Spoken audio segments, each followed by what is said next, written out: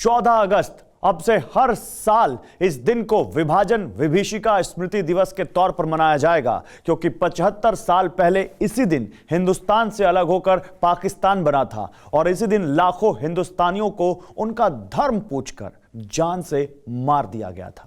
भारत की आजादी की 75वीं वर्षगांठ करीब है।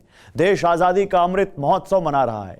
इन 75 सालों में भारत एक गुलाम देश की छवि से आजाद होकर एक महाशक्ति के तौर पर उभरा है। साइंस, डिफेंस, टेक्नोलॉजी, स्पेस और कला के क्षेत्र में हिंदुस्तान के पावर और टैलेंट को दुनिया सैल्यूट कर रही है। लेकिन जश्न और कामयाबी की ये घड़ियां हमें ऐसे ही नसीब नहीं हुई हैं। 10 लाख लाशों और न जाने कितने क्रांतिकारियों की शहादत के बाद आज हम खुद को आजाद कह पाए हैं। आज की ये टेलीसीरीज आपके लिए बहुत खास है, क्योंकि अगले कुछ मिनटों में आप विभाजन विभीषिका स्मृति दिवस से आजादी के गौरव तक का सफर देखने वाले हैं। देखिए teleseries border the line of division का ये episode, Azad the age of adversity.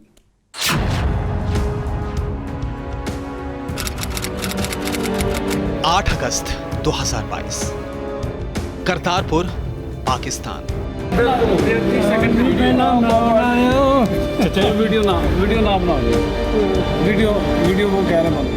एक बुजुर्ग लोगों से गुहार लगा रहा था, कह रहा था वीडियो मत बनाओ, वीडियो मत बनाओ। सामने से काली पगड़ी और नीली शॉल में दूसरे बुजुर्ग की एंट्री होती है। दोनों गले मिलकर रोने लगते हैं। एक मिनट मार्केट में ले दो, फिर मेरा के साथ अंदर चले जाओ। ये सीन जितना इमोशनल है, आंसुओं की हकीकत उतनी ही दर्दनाक है। काली पगड़ी धारी शख्स का नाम है सरवन सिंह।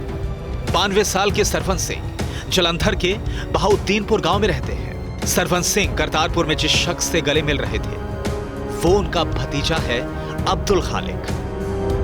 सफेद साफा पहने अब्दुल खालिक की उम्र 81 साल है। पूरे 75 साल बाद अब्दुल खालिक अपने चाचा सरवन सिंह से मिल रहे थे। पूरे 75 साल बाद। इससे पहले दोनों जब मिले थे, तब सरवन सिंह की पहचान जो तब थी वही आज है। लेकिन ये सफेद साफे वाले बुजुर्ग 75 साल पहले अब्दुल खालिक नहीं थे। इनका नाम मोहन सिंह था। इन दोनों को एक तारीख ने अलग कर दिया। एक सनक ने मोहन सिंह की पहचान बदल दी और एक जिद ने भतीजे को चाचा से दूर रहने को मजबूर कर दिया। दोनों मिले तो 75 साल की बिछड़न आंसू में बह गई। लेकिन वो वक्त नहीं भूला जब सरवन सिंह के घर के 22 लोगों को दंगाइयों ने जान से मार दिया था। सरवन सिंह आज भी सवाल का जवाब चाहते हैं कि हिंदुस्तान को किसने बांटा। उनके घर के 22 लोगों के कातिल कौन थे? आइए तारीख की आंखों से सरवन सिंह के सवालों का जवाब तलाशते हैं। 19 जुलाई 1905। तब बंगाल भारत का सबसे बड़ा सूबा था। आज का पश्चिम बंगाल, बांग्लादेश, बिहार, झारखंड और उड़ीसा बंगाल प्रेसिडेंसी का हिस्सा थे। बंगाल भारत के राष्ट्रवाद और राष्ट्र चेतना की जमीन थी। लेकिन 19 जुलाई 1905 को भारत की एकता पर एक बड़ा हमला हो गया। भारत के तत्कालीन वायसराय लॉर्ड कर्जन ने बंगाल विभाजन का ऐलान कर दिया। मुस्लिम बहुल इलाकों को मिलाकर पूर्वी बंगाल बना, तो दूसरा हिस्सा बना हिंदू बहुल इलाकों वाला पश्चिम बंगाल। अंग्रेज सरकार ने कहा कि बंगाल के 2 टुकड़े इसलिए किए गए ताकि प्रशासन बेहतर ढंग से काम कर सके। लेकिन इसके पीछे अंग्रेजों की 2 चालें थी। पहली, हिंदू मुसलमान को लड़ाना और दूसरा, नवजागृत बंगाल को चोट पहुंचाना। 16 अक्टूबर 1905 को विभाजन प्रभावी हो गया। पहले मुसलमान इस विभाजन के खिलाफ थे, लेकिन लॉर्ड कर्जन के जाल में वो फंस गए।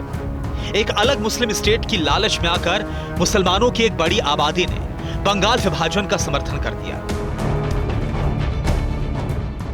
यहीं से पाकिस्तान की नींव पड़ने लगी। इधर गोपाल कृष्ण गोखले और लाला लाजपत राय जैसे राष्ट्रवादियों ने बंग भंग के खिलाफ स्वदेशी आंदोलन खड़ा कर दिया।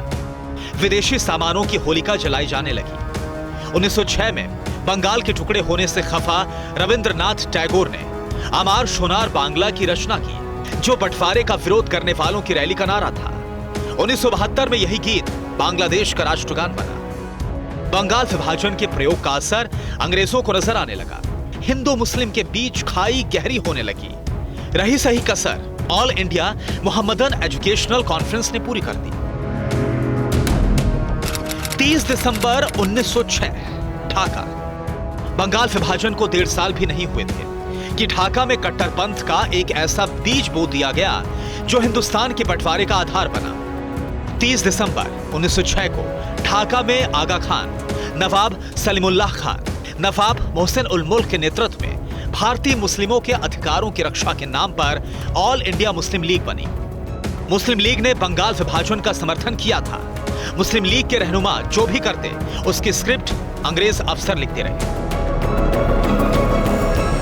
12 दिसंबर 1911 को वायसराय लॉर्ड हार्डिंग ने दिल्ली दरबार का आयोजन किया, जिसमें ब्रिटिश सम्राट जॉर्ज पंचम और उनकी महारानी मैरी आई थी। दिल्ली दरबार में 2 बड़े फैसले हुए। पहला, बंगाल विभाजन को रद्द कर दिया गया और दूसरा, कलकत्ता की जगह दिल्ली को राजधानी घोषित कर दिया गया। अंग्रेजों ने बंगाल को बांटकर जो गलती की थी उसे सुधारने में 6 साल लग गए, लेकिन तब तक मुस्लिम लीग ने राष्ट्रवाद की लहर को डिरेल करना शुरू कर दिया था। मुसलमानों के लिए अलग स्टेट की मांग जोर पकड़ रही थी। 1929 के लाहौर अधिवेशन में कांग्रेस ने पूर्ण स्वराज का नारा देकर अलगाववाद की लहर को कम करने की कोशिश जरूर की, लेकिन ये सारे प्रयास नाकाफी थे।